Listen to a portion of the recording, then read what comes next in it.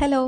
നമ്മൾ യൂട്യൂബിലൊരു affordable റേഞ്ചിലൊരു foundation search ചെയ്യുകയാണെങ്കിൽ ഇപ്പം നമ്മളുടെ ഫീഡിലേക്ക് ആദ്യം വരുന്നൊരു ഫൗണ്ടേഷൻ ആയിരിക്കും ദേ ഈ ഒരു ഫൗണ്ടേഷൻ.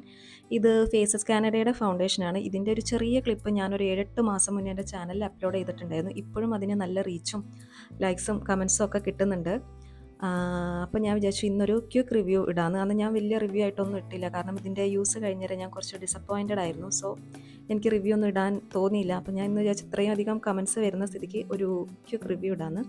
നമ്മൾ പൊതുവേ വീഡിയോസിൽ കണ്ടിട്ടുണ്ടാവുക ഗ്ലാസ് സ്കിന്ന് കിട്ടാൻ വേണ്ടിയിട്ട് ഈ ഒരു പ്രൊഡക്റ്റ് മാത്രം മതി എന്നാണ്. പിന്നെ ഇതൊരു 3-in-1 ഫൗണ്ടേഷനാണ്. ഫൗണ്ടേഷൻ, മോയ്സ്ചറൈസർ, സൺസ്ക്രീൻ, ഇത് എല്ലാം കൂടെ അടങ്ങിയൊരു ഫൗണ്ടേഷനാണ്. അതുകൊണ്ട് നമുക്ക് മോയ്സ്ചറൈസറും സൺസ്ക്രീനും ആവശ്യമില്ലെന്നാണ് പറയുന്നത്. SPF 30 ഉണ്ടെന്ന് ക്ലെയിമും ചെയ്യുന്നുണ്ട്. ബട്ട് ഇതിൽ വേറൊരു കാര്യം കൂടെ അവർ പറയുന്നുണ്ട്, suitable for all skin types. അതിലേക്കാണ് ഞാൻ വരുന്നത്. അത് ഞാനിതൊന്ന് അപ്ലൈ ചെയ്തിട്ട് കാണിച്ചു തരാം കേട്ടോ. എൻ്റെ ഈ ബെയർ ഫേസിൽ ബ്രഷ് യൂസ് ചെയ്തിട്ട് ഈസിലി ബ്ലെൻഡ് ആവുന്നുണ്ട്. ഫിംഗേഴ്സ് യൂസ് ചെയ്യുമ്പോൾ കുറച്ചൊന്ന് പാടാണ് കേട്ടോ. പിന്നെ ഹൈ കവറേജ് ഫൗണ്ടേഷനാണ്. ഇത്തിരി ഒന്ന് കൂടിപ്പോയാൽ വൈറ്റ് വാഷ് ചെയ്ത പോലെ, പൊട്ടിയിട്ടതുപോലെയൊക്കെ തോന്നുന്നുണ്ട്. പിന്നെ 10 hour ലോങ് ലാസ്റ്റിംഗ് ആയിട്ട് തോന്നിയില്ല.